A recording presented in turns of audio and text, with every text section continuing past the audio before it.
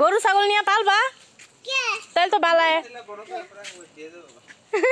বেচে চেন কিনা লইবা।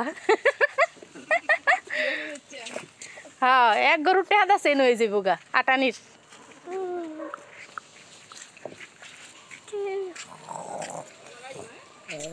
আসসালামু আলাইকুম, কেমন আছেন সবাই? আশা করি ভালো আছেন। আলহামদুলিল্লাহ আমিও ভালো আছি। আজকে সকাল সকাল আমার ভিডিওটা শুরু করছিলাম। আজকে হচ্ছে শীতের সকাল, দেখতেই পাচ্ছেন। হয়তোবা এই বছরের একেবারে শেষ শীত বলতে পারেন।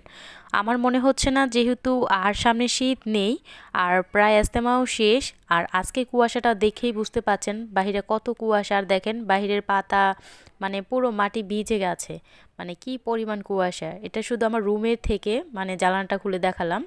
এবার ঘর থেকে বের হয়ে দেখলাম, মানে দেখেন এখন বেলা বাজে 8টা আর আমাদের বাড়িতে উঠোন ভরা কাপড়, বাড়ির ভাড়াটিয়াদের কাপড়ে ভরা। আর এখন যেহেতু আজকে বড় ননাস চলে যাবে, এখন আপাতত সব রান্নাবান্না শেষ করব বউ শাশুড়ি। তো রান্নাবান্না শেষ করলাম অফ ক্যামেরায়। আর এখন এই তো দেখতেই পাচ্ছেন আমার বড় ননাস কিন্তু রেডি হচ্ছে। এই তো দেখেন ব্যাগপত্র গাট্টি বোসকা যা আছে সব রেডি করে কিন্তু এখন বাসায় চলে যাবে। আর যদিও বা এখন বাসায় যাচ্ছে, আগামী এক সপ্তাহের ভেতরই আবার চলে আসবে। আমার মামাতো ননদ বিয়ে এখন এসেছে এঙ্গেজমেন্টের প্রস্তুতি নিয়ে। যেহেতু সামনে রোজা, তাই সামনে রোজার আগে বিয়ের ডেটটা করা হয়েছে। এর জন্য আবার যাবে বাসা থেকে রেডি হয়ে। বিয়ের যে প্রিপারেশন আছে, কাপড় চোপড় বলেন, তারপর আরও অন্যান্য সব কিছুই কিন্তু বাচ্চাদের নিয়ে বাসা থেকে সামলে তারপর আবার আসবে বিয়ে খেতে। তো সমস্যা নেই, মাত্র এক সপ্তাহের জন্য যাচ্ছে। এবার তো ছোট ননাস আসতে পারলো না এঙ্গেজমেন্টের অনুষ্ঠানে, কিন্তু বিয়ের সময় ইনশাল্লাহ আমরা সব আত্মীয় স্বজন একত্রিত হব। তো এই তো ফারজানা রেডি হচ্ছিল আর গল্পগুজব করছিল, আমি তো চলে যাচ্ছি। এদিকে মুস্কানের বাবা এসেছে মুস্কানের ফুফাতো ভাইকে অটোতে তুলে দেওয়ার জন্য। যেহেতু হাঁটতে পারে না, একটু অসুস্থ, এর জন্য আর কি ওকে কোলে করেই গাড়িতে ওঠাতে নামাতে হয়। তো এই তো এরই মধ্যে কিন্তু মুস্কানের বাবা ওর ফুফাতো ভাইকে গাড়িতে উঠিয়ে দিয়ে এসেছে। আর এই তো আমাদের কাছ থেকে বিদায় নিয়ে আমার বড় ননাস চলে যাচ্ছে।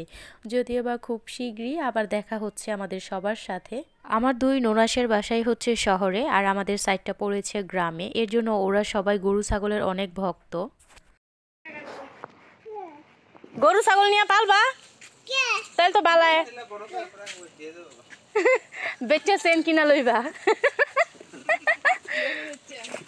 হ্যাঁ, এক গরুর টেহাদা চেন হয়ে যাবো গা আটানির।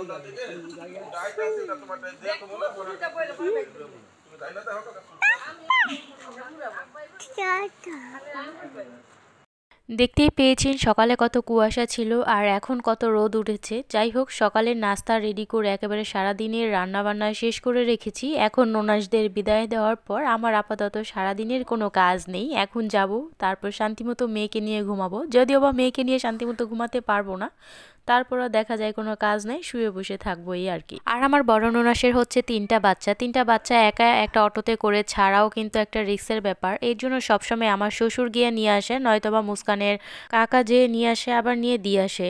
আর আমার বড় ননাসের হাজব্যান্ড কিন্তু চাকরিজীবী, চাইলেও সবসময় কিন্তু ছুটি নিয়ে আসতে পারে না। সপ্তাহে একদিন বন্ধ থাকে কি না সেটাও কিন্তু মানে ঠিক মতো ছুটি দেয় না, সপ্তাহে একটা ছুটিও পায় না। এর জন্য সবসময় আমার শ্বশুরকে গিয়ে নিয়ে আসতে হয়, আবার শ্বশুরকেই গিয়ে দিয়ে আসতে হয়। তো এই তো অন্য দিনের থেকে আজকেও কিন্তু ব্যতিক্রম কিছুই না। আজকে আমার শ্বশুরই কিন্তু নিয়ে দিয়ে আসছে। আর এই দেখেন মানে তিনটা বাচ্চা, দেখেন মাত্র 3-4 দিনের জন্য আসলেও কিন্তু কত বড় একটা ব্যাগ বস্তা হয়ে যায়। মানে বাচ্চার মায়েরা যেদিকেই যাক, যেখানেই যাক, মানে একদিনের জন্য গেল, একটা 1 ঘন্টার জন্য গেল, ছোটোখাটো একটা বস্তা রেডি করতেই হয়। বড় ননাস চলে যাচ্ছে বিয়ের প্রস্তুতি নিবে বলে। আমিও কিন্তু বাসা থেকে যা যা প্রস্তুতি নেওয়া নিয়ে নেব। তো পরবর্তীতে কিন্তু সেই সমস্ত সবকিছুই দেখতে পাবেন। আসলে আমি প্ল্যান করি একরকম, আবার হয়ে যায় আরেক রকম। দেখা যাচ্ছে কক্সবাজার যাওয়ার জন্য শপিং করেছি, টিকিট কেটেছি, তারপর মেয়ের অসুস্থতার জন্য কিন্তু টিকিটও ক্যান্সেল করলাম। এখন ঈদের আগে যাব, সেটাও আর হবে না, কারণ ননদের বিয়ে লেগে গেছে। তো যাই হোক, দেখা যাক কবে যাই। Tata Farzami, bye bye. Tata, মুস্কানও দিতেছে টাটা। মুস্কানের গরু ছাগল এগুলা না। তুমি এটির ঘাস খাওয়াইবা, লয়ে যাইবা। এই যে মুস্কানের ছাগল, ছোট ছাগল বড় ছাগল ফারজামির ছাগল সব ছাগলে নহে।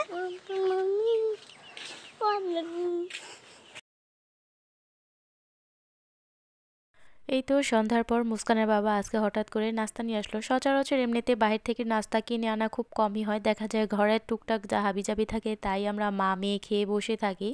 তো আজকে আবার মুস্কানের বাবা দেখা যাচ্ছে নান রুটি এনেছে। তো আমি বলিনি হঠাৎ করেই কেন নিয়ে আসলো, আর এগুলো খাওয়ার পর কিন্তু রাতের খাবার একেবারেই খাওয়া হয় না। তো এটাতে দেখা যাচ্ছে এই তো সালাদটা কিন্তু নর্মাল সালাদ না, তো দেখা যাচ্ছে কিছু একটা দিয়ে মিক্স করে তারপর বানানো, আর এটা হচ্ছে মেয়োনিজ। তো মেয়োনিজটা আবার খেতে মুস্কানের বাবা বেশ পছন্দ করে, আমি খুবই কম খাই। তো এটাতে হয়তো বা চাপই আছে, কারণ যেহেতু নান রুটি আছে সাথে, তাহলে এটাতে চাপ থাকবে। আর আমরা আছে না যে সচরাচর যে একবার এক এক দোকান থেকে ট্রাই করি, এটা খুব কমই হয়। যেখান থেকে খেয়ে আমরা মজা পাই, মানে যে খাবারটা আমরা মুখে লেগে যায় যে না এখানের এই জিনিসটাই ভালো, আমরা সেখানে সেই দোকান থেকে আমরা ওইটা খাওয়ারই বেশি ট্রাই করি। তো দেখা যাচ্ছে চাপটা আমরা আমাদের এলাকার বাজার থেকে খুবই কম খাই। 300 মিটার ভাইরাল যে আছে সেখানে পূর্বাচল গিয়ে চাপ খাওয়াটা বেশি হয়। তো যাই হোক, এই দেখেন এখানে চাপ ছিল, বাটিতে মেয়োনিজ বেড়ে নিয়েছি, সালাদ বেড়ে নিয়েছি, আর এটা আর বাড়া হয়নি। তো যাই হোক, বেড়ে নেইনি। এখন এই তো মেয়েকে আগে খাওয়াবো, তারপর আমি খাবো। তো ও তো মাত্র ঘুম থেকে উঠছে, আল্লাহর হস্তে আর কি সারা রাত সজাগ থাকবে আর আমাদেরও সজাগ রাখবে। কারণ সব সময় মানে ফজরের আজানের পর যে ঘুম থেকে ওঠে, আবার ঘুমাতে ঘুমাতে দুপুরে তো একদিনও ঘুমাবে না, সন্ধ্যার পর ঘুমায়, তারপর দেখা যায় ঘুমাতে ঘুমাতে রাতের 2টা 3টাও বেজে যায়। তো যাই হোক, এই দেখেন মেয়েকে বিসমিল্লা বলে মুখে দিচ্ছিলাম, ও নিবেই না, মানে ঘুম থেকে মাত্র উঠছে তো এমনই করবে। তো যাই হোক, আজকে আমরা সন্ধ্যার নাস্তা করি। সন্ধ্যার নাস্তা খেতে খেতে আপনাদের মাঝ থেকে বিদায় নিলাম। দেখা হবে অন্য কোনো পরবর্তী ভিডিওতে। সে পর্যন্ত ভালো থাকবেন, সুস্থ থাকবেন, আর আমাদের এই চ্যানেলের সাথেই থাকবেন, কারণ পরবর্তী ভিডিওতে দেখতে পাবেন আমরা কোথায় শপিং করতে যাচ্ছি। যেহেতু ননদের বিয়ে, শপিং তো কিছু করতেই হবে, তাই না? তো পরবর্তী ভিডিওতে চোখ রাখুন, সাথেই থাকুন। আল্লাহ হাফেজ, টাটা।